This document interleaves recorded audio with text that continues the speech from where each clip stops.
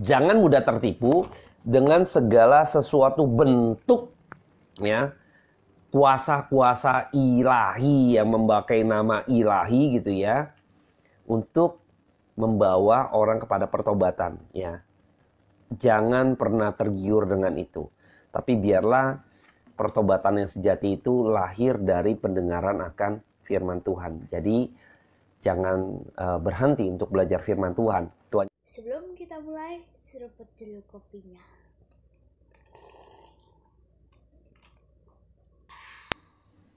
Shalom, selamat malam buat teman-teman sekalian. Kembali saya menyapa kita semua di dalam malam hari ini.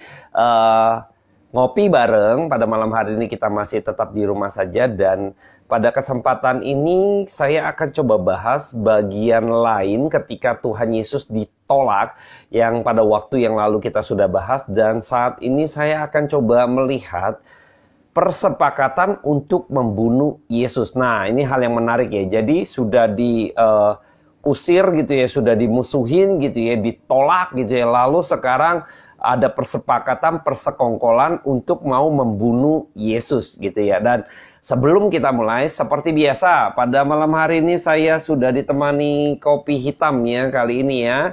Saya seruput dulu kopinya.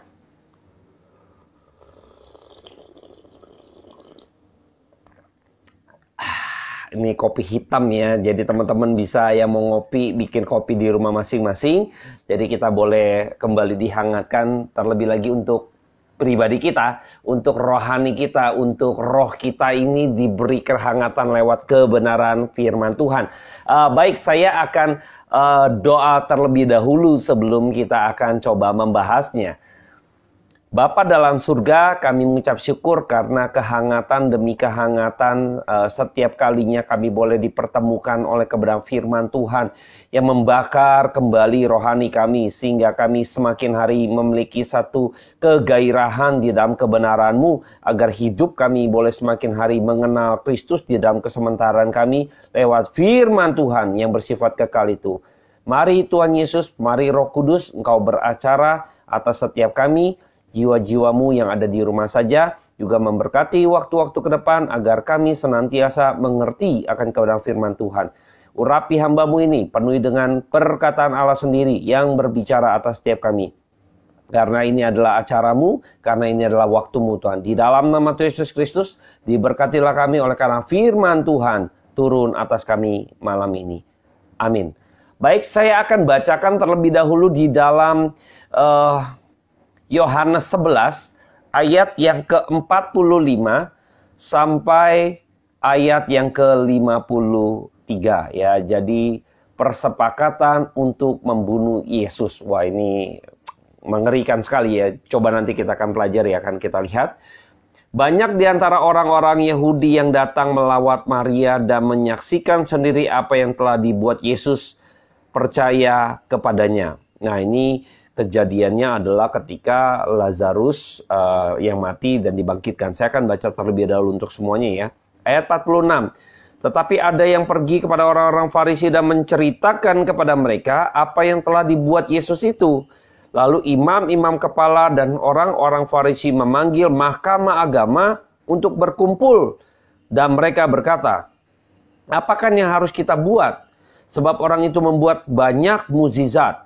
Apabila kita biarkan dia, maka semua orang akan percaya kepadanya. Dan orang-orang Roma akan datang dan akan merampas tempat suci kita, serta bangsa kita. Tetapi seorang di antara mereka, yaitu Kayafas, imam besar pada tahun itu, berkata kepada mereka, kamu tidak tahu apa-apa, dan kamu tidak insaf. Ya, lebih berguna bagimu jika satu orang mati untuk bangsa kita daripada seluruh bangsa kita ini binasa. Hal itu dikatakannya bukan dari dirinya sendiri tetapi sebagai imam besar pada tahun itu ia bernubuat bahwa Yesus akan mati untuk bangsa itu, dan bukan untuk bangsa itu saja tetapi juga untuk mengumpulkan dan mempersatukan anak-anak Allah yang tercerai-berai. Mulai dari hari itu mereka sepakat untuk membunuh dia. Waduh, ini mereka sepakat untuk membunuh dia, membunuh Yesus. Dan kita lihat di ayat ke-45 tadi, ya kan, apa yang terjadi ketika itu adalah Tuhan Yesus sebelum mereka bersepakat, bersekongkol untuk membunuh Yesus, adalah pada waktu itu Tuhan Yesus membangkitkan Lazarus, ya, saudara dari Marta dan Maria, ya. Jadi pada waktu itu Tuhan Yesus membangkitkan Lazarus, ya. Pada waktu Lazarus dibangkitkan gitu ya, harusnya kita bisa melihat ada satu ketertarikan kita, ada satu pengakuan kita terhadap Yesus, lalu kita sehingga benar-benar menyerahkan hidup kita dan kita mengetahui bahwa inilah Tuhan gitu ya. Harusnya demikian. Tetapi mengapa di sini kita melihat bahwa justru ada orang-orang, tetapi ada yang pergi kepada orang-orang Farisi. Jadi ada orang yang justru melihat hal tersebut, melihat ada kuasa mukjizat yang dilakukan oleh Yesus, yaitu membangkitkan orang mati, lalu berbicara kepada orang-orang Farisi dan menceritakan kepada mereka. Lihat apa yang menjadi respon mereka, lihat apa yang menjadi kegiatan mereka berikutnya, ya. Justru waktu itu dikasih tahu kepada orang-orang Farisi dan mereka kumpulkan, ngomong sama imam-imam, memanggil mahkamah agama, ya, memanggil mahkamah agama, satu konstitusi, satu lembaga yang tinggi di dalam agama, gitu ya. Jadi mahkamah agama untuk justru membuat atau mencari sebuah kesepakatan, ya, untuk menyingkirkan Yesus, dan dalam hal ini adalah membunuh Yesus, ya. Bayangkan ya.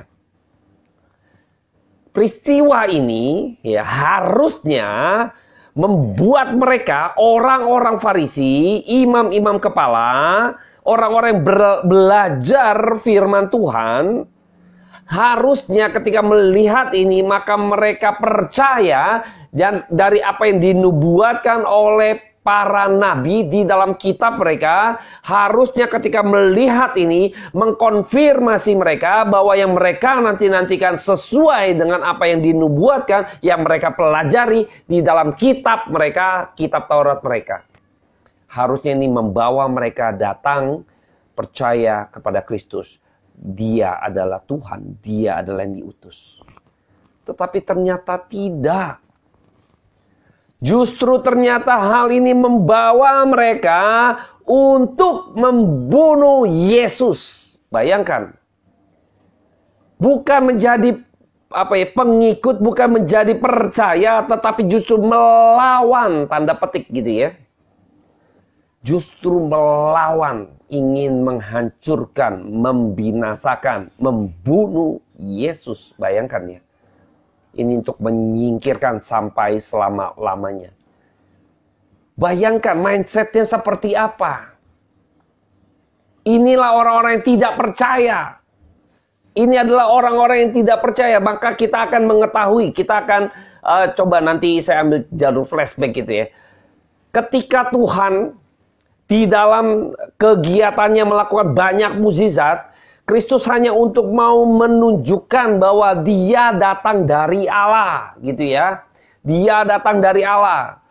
Kita tahu pada waktu itu Lazarus dibangkitkan, justru Tuhan Yesus sengaja gitu ya. 2 hari tahan dulu ya, nggak tahu bahwa Lazarus mati gitu kan, sekarat dan lain sebagainya. Justru Tuhan Yesus nggak pergi ke sana. Sampai akhirnya 4 hari sudah berbau gitu ya. Akhirnya baru Tuhan Yesus ke sana gitu ya. Nah ketika itu kita tahu, saya akan bacakan dulu di dalam Yohanes 11. Coba saya akan bacakan ayat ke-33 gitu ya. Ke 33 sampai 44 saya akan capture aja di bagian ini. Di mana ketika itu Lazarus dibangkitkan ya. Kita akan melihat peristiwa yang terkaitannya dengan persepakatan membunuh Yesus. Ketika Yesus melihat Maria menangis dan juga orang-orang Yahudi yang datang bersama-sama dia, maka masykullah hatinya. Ia sangat terharu dan berkata, "Di manakah dia kamu baringkan?" Jawab mereka, "Tuhan, marilah dan lihatlah." Maka menangislah Yesus. Kata orang-orang Yahudi, "Lihatlah betapa kasihnya kepadanya." Tetapi beberapa orang di antara mereka berkata, "Ia yang memelekkan mata orang buta, tidak sanggupkah ia bertindak sehingga orang ini tidak mati?" Maka masyghul pula hati Yesus. Lalu ia pergi ke kubur itu. Kubur itu adalah sebuah gua yang ditutup dengan batu. Kata Yesus, angkat batu itu.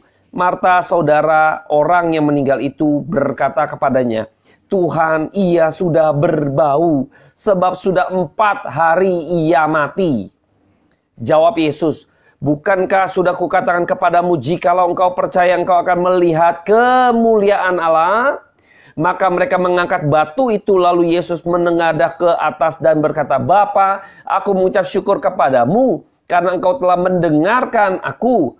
Aku tahu bahwa engkau selalu mendengarkan aku, tetapi oleh karena orang banyak yang berdiri di sini mengelilingi aku mengatakannya, supaya mereka percaya bahwa engkaulah yang telah mengutus aku. Ya.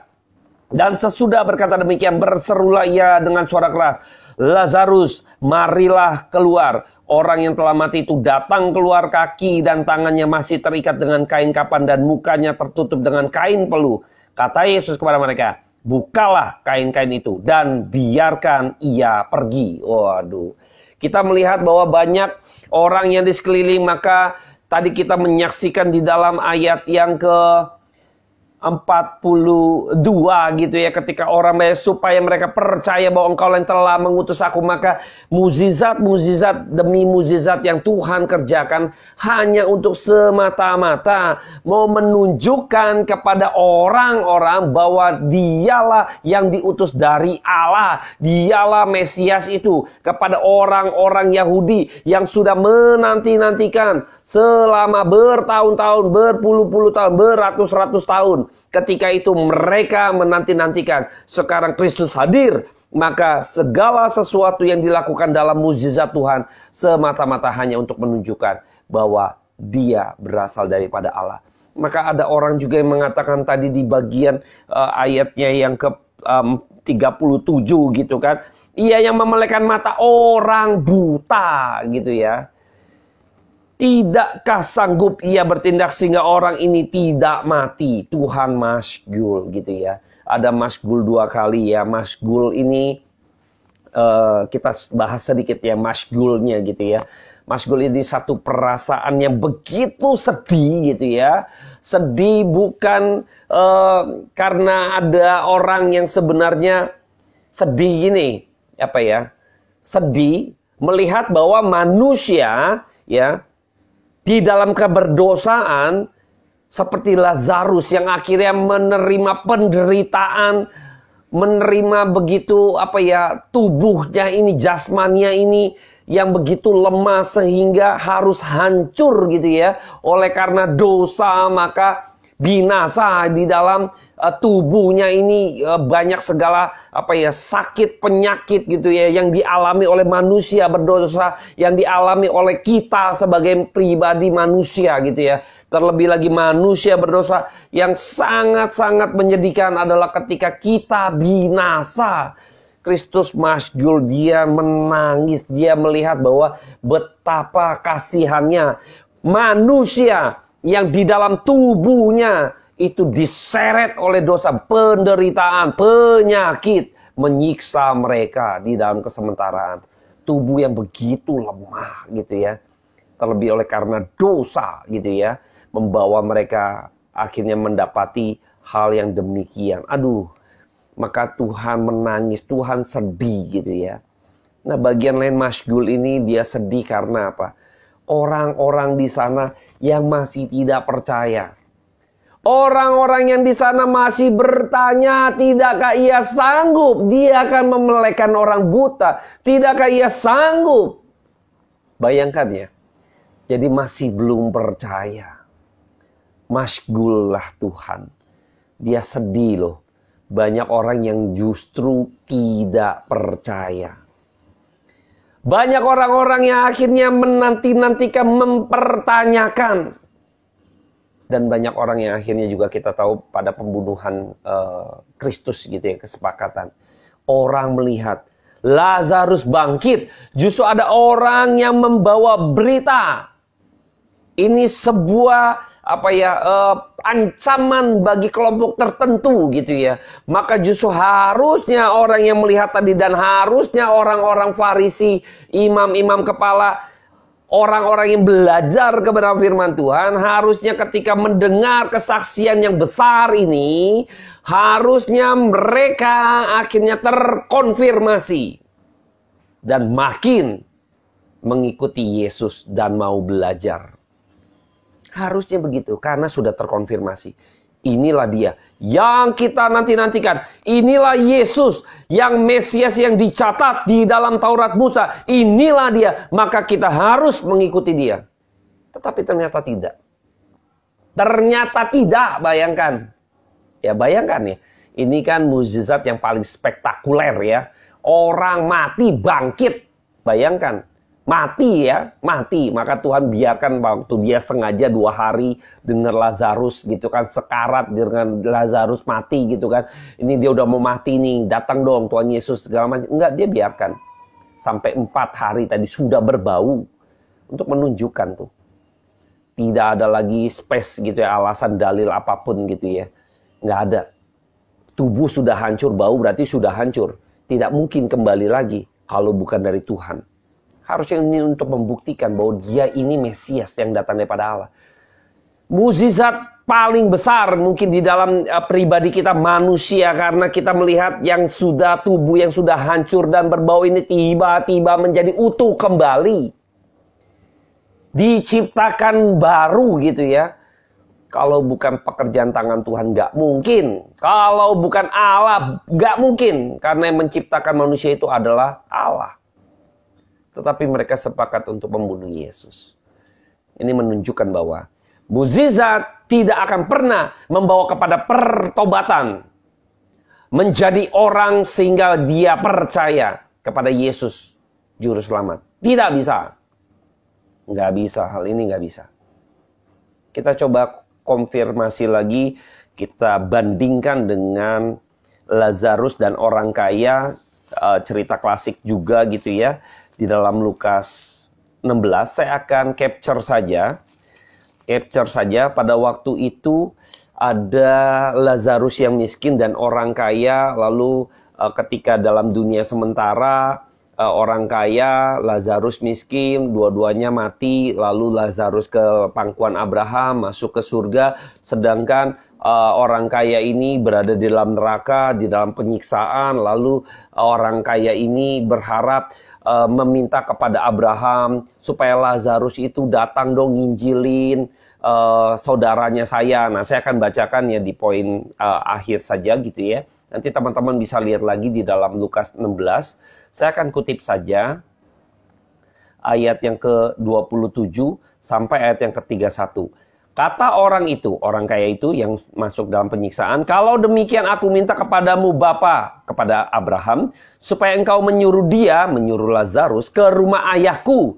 Sebab masih ada 5 orang saudaraku, supaya supaya Lazarus bilangin, memperingati mereka dengan sungguh-sungguh, agar mereka jangan masuk kelak ke dalam tempat penderitaan ini.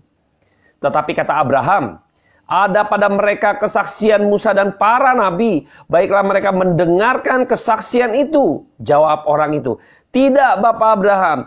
Tetapi jika ada seorang yang datang dari antara orang mati. Nah ini bangkitkan Lazarus. Kesaksian Lazarus. Dia bangkit dari kubur. Hidup lagi. Bilang ke saudara-saudara saya lagi. Mereka akan bertobat. Kira-kira gitu ya. Ayat 31 kata Abraham kepadanya.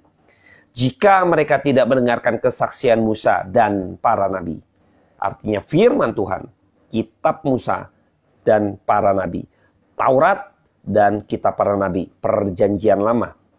Mereka tidak juga mau diyakinkan sekalipun oleh seorang yang bangkit dari antara orang mati. Jadi orang kaya ini berpikir, oke, ini seruan pertobatan ya, bayangkan ya. Seruan bertobat itu dari neraka. Menarik ya. Justru seruan bertobat ini datang dari neraka nih. Orang kaya itu bilang, Abraham, Bapak tolong suruh Lazarus memperingatkan ke rumah ayahku ada 5 saudara. Ada 5 saudaraku. Supaya mereka kelak jangan kesini menderita. Supaya mereka bertobat. Tolong Lazarus kirim ke sana. Waduh, dia pikir kalau bangkitin ya, orang mati, hidup lagi, bersaksi, bertobat. Bapak Abraham katakan tidak demikian. Kalau mereka tidak mau diyakinkan oleh Taurat Musa atau kitab Musa dan juga kitab para nabi, ini perjanjian lama yaitu firman Tuhan, sekalipun ya seorang bangkit dari antara orang mati datang untuk meyakinkan dia, nggak bakalan mau. Kenapa? Ini menunjukkan pertobatan yang sejati adalah pertobatan yang dilahirkan dari pendengaran akan firman Tuhan. Kitab Musa dan para nabi. Ada padamu kitab Musa dan para nabi. Ya, ini bicara Taurat Tuhan, Taurat Musa, bicara kitab para nabi, bicara kitab suci. Ada padamu kitab suci. Ada padamu firman Allah. Kalau nggak mau diyakinkan oleh firman Allah, tidak akan pernah juga bisa diyakinkan oleh orang yang bangkit dari kematian. Waduh, ini menunjukkan pada kita bahwa betapa pertobatan yang sejati itu hanya lahir ya. Betapa dahsyatnya kebenaran firman Tuhan ya. Lahir dari kebenaran firman Tuhan, yaitu firman Allah sendiri. Itulah pertobatan yang sejati. Betapa dahsyatnya firman Tuhan ya. Firman Tuhan ini, perkataan Allah ini yang akan membawa kita, orang berdosa yang mati di dalam keberdosaan kita binasa, akan kita dibangkitkan oleh perkataan Allah. Bukan yang lain. Maka di sini kita melihat bahwa tidak heran ketika di dalam Yohanes tadi, kisah yang sudah kita baca di dalam Yohanes 11, persepakatan membunuh Yesus, ya mereka tidak bisa diyakinkan, bayangkan, ya sudah melihat, sudah mendengar Lazarus mati dan ada buktinya. Justru nanti, ya yang menarik adalah nantinya ini persepakatan untuk membunuh Lazarus di pasal 12. Persepakatan membunuh Yesus, persepakatan membunuh Lazarus. Barang buktinya juga harus dihilangkan. Bayangkan ya. Pelakunya singkirkan. Barang buktinya artinya tanda petik ya. Lazarus sebagai bukti ya. Otentik gitu ya. Dia dibangkitkan. Ini juga harus dihilangkan. Biar akhirnya semua kebenaran dibungkam. Kira-kira demikian. Ya bahasa sederhana kita kaum awam kira-kira gitulah. Kita bungkam. Barang buktinya hilangin juga. Biar nggak bisa, orang nggak percaya. Mereka justru yang belajar harusnya senang ya. Pembuktian demi pembuktian akhirnya membawa mereka akhirnya menjadi lebih yakin, lebih sungguh-sungguh. Tapi justru ini mau menghilangkan barang bukti gitu ya. Justru inilah orang-orang yang akhirnya bukan domba-domba Tuhan. Yang Tuhan juga minggu lalu kita sudah bahas. Bukan. Dia Kristus terang-terangan bahwa mereka bukan domba-dombanya. Ini menunjukkan, ini mengkonfirmasi ketika bagaimana mungkin seekor domba mau membunuh gembalanya yang menjaganya. Nggak mungkin. Hanya seekor serigala yang mau membunuh gembala. Sehingga domba-dombanya itu tercerai-berai dan gampang dimangsa. Maka hanya serigala saja yang memiliki niat untuk membunuh seorang gembala. Ya. Nah ini saya berharap malam hari ini kita makin banyak dibukakan gitu ya pembelajaran kita. Bahwa mukjizat tidak akan pernah membawa seseorang ya kepada pertobatan yang sejati. Orang yang bangkit dari mati disuruh nginjil untuk menobatkan orang, ya siapapun itu. Di dalam Alkitab ini mengatakan, Abraham sudah mengatakan di dalam Lukas tadi, dia tidak akan pernah bisa bertobat kalau bukan firman Tuhan yang menobatkan seseorang. Maka tidak akan mungkin orang bisa bertobat atau mengalami pertobatan sejati hanya karena mukjizat. Enggak bisa. Mukjizat yang dilakukan Tuhan Yesus berbeda sekali dengan mukjizat yang dilakukan oleh orang-orang hamba-hamba, oknum-oknum hamba Tuhan yang mengklaim dirinya itu utusan daripada Allah gitu ya, mengklaim mereka adalah orang-orang yang dekat dengan Allah gitu ya, naik turun surga, mendapat wahyu daripada Tuhan, mendengar suara Tuhan begitu lantang berani, akhirnya bernubuat tanpa mempelajari kebenaran firman Tuhan, tanpa mengetahui kebenaran firman Tuhan. Kalau kita tahu bahwa apa yang dilakukan Tuhan Yesus waktu melakukan mukjizat semata-mata untuk membuktikan bahwa dia berasal daripada Allah, dia yang diutus oleh Allah, dialah Mesias itu. Lihat ketika kisah para rasul, ketika hari Pentakosta dicurahkan, bicara mukjizat-mukjizat makin lama makin kesininya Roma, Korintus, lama-lama menyusut. Galatia, Efesus, Filipi, Kolose, Tesalonika, Timotius itu sudah hampir tidak membicarakan mukjizat-mukjizat. Enggak. Makin lama bicara Injil. Yesus. Nah itu. Tapi kebalik. Zaman saat postmodern seperti ini, justru mereka berpikir cara itulah yang mampu membawa orang-orang berdosa dengan cara membawa mukjizat daripada Tuhan untuk mereka bisa percaya kepada Allah. Maka mereka jualnya mukjizat. Karena mereka kembali berpikir ada kuasa Allah baru. Enggak, kuasa yang sejati adalah buat orang berdosa mengerti mengapa mereka memulukan Kristus. Buat orang berdosa mengerti bahwa mereka manusia yang binasa dan tidak ada jalan keluar. Lewat kebenaran firman Tuhan, paparkan kepada mereka sehingga mereka sadar. Itulah pekerjaan Roh Kudus, menginsafkan manusia dari dosa. Sebenarnya imam besar ini sudah berbicara ya, tapi mereka salah pikir konteksnya ya. Imam besar itu saya tanyakan gitu ya, saya bacakan gitu ya.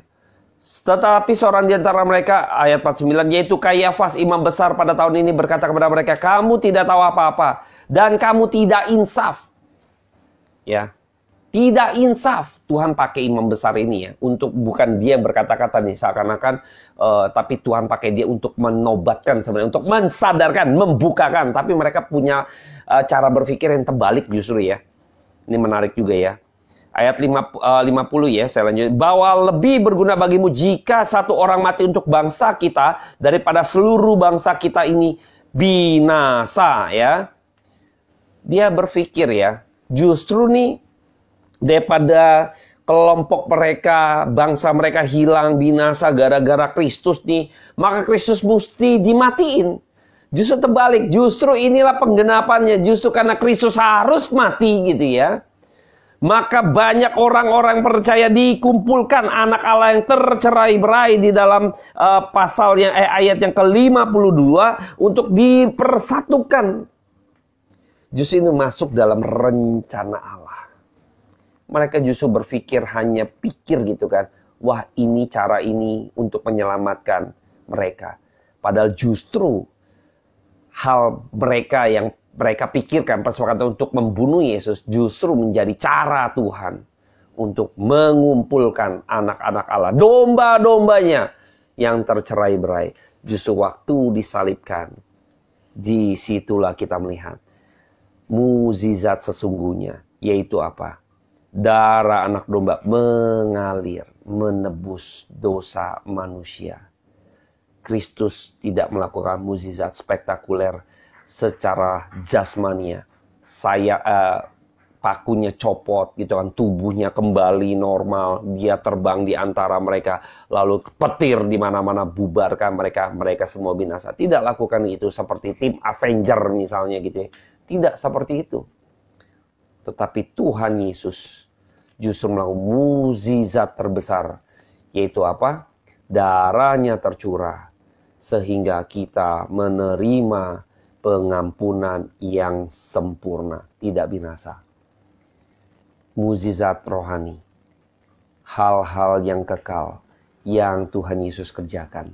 Saya berharap teman-teman akan lebih peka lagi bahwa keselamatan bicara kekekalan. Maka kekekalan harus diisi atau dengan cara yang kekal tadi. Ya.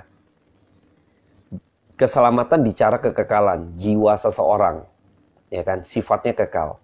Maka untuk menyelamatkan ini harus yang juga bersifat kekal, yaitu apa? Firman Tuhan. Perkataan Allah yang bersifat kekal, yang bisa menyelamatkan jiwa-jiwa ini. Bukan mukjizat, fenomena atau apapun, karena ini sifatnya lahiriah.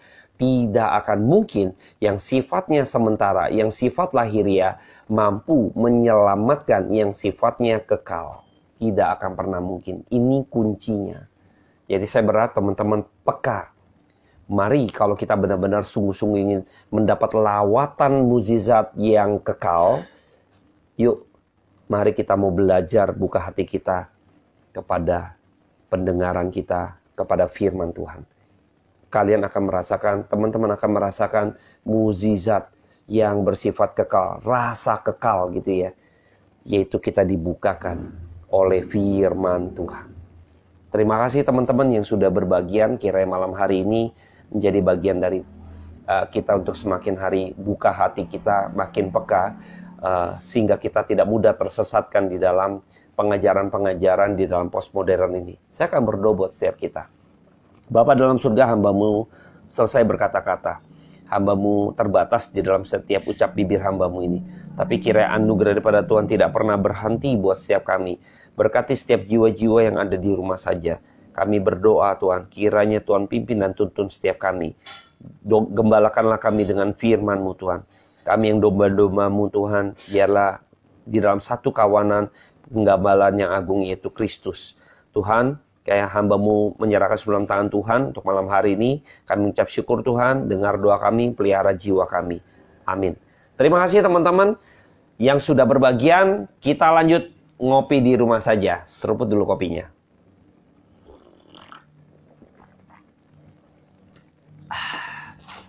Jangan mudah tertipu dengan segala sesuatu bentuk ya, kuasa-kuasa ilahi yang memakai nama ilahi gitu ya, untuk membawa orang kepada pertobatan ya. Jangan pernah tergiur dengan itu. Tapi biarlah pertobatan yang sejati itu lahir dari pendengaran akan firman Tuhan. Jadi jangan berhenti untuk belajar firman Tuhan. Tuhan Yesus memberkati.